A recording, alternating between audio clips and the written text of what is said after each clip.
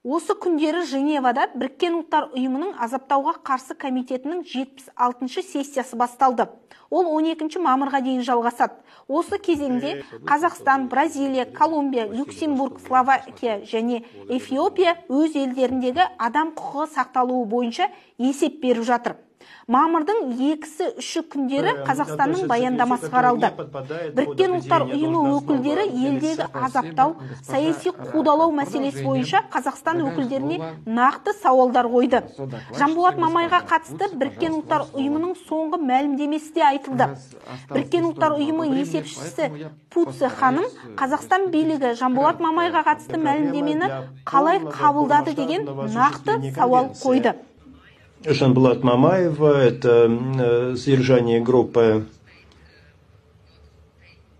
И я хотела бы узнать, как государство отреагировало на выводы и рекомендации нашего комитета, и какие шаги были предприняты после того, как вы получили соответствующие.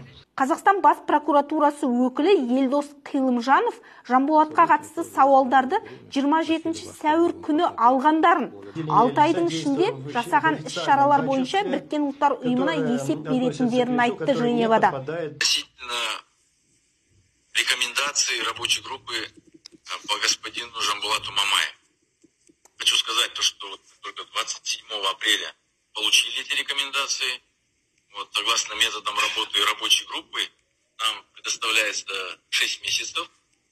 Я думаю, что до 28 апреля будущего года мы предоставим соответствующие ответы по всем поставленным вопросам. Яғни, Жанболаттың құқығын шектеген Ақорда кешегі күннен бастап-ақ әлемдік қауымдастық алдында ақталуға мәжбүр болды. Енді Қазақстан Біріккен ұлттар ұйымына есепке келген сайын осылай алдынан Жанболаттың тақырыбы, оның құқығының шектелгені шығады да тұрады деген сөз. Соны түсінсе, бұл билік дұрыс шешім қабылдап, Біріккен ұлттар ұйымы сынды беделді ұйымның сөзін жерге тастамай, Жанболатты толық ақтауы тиіс.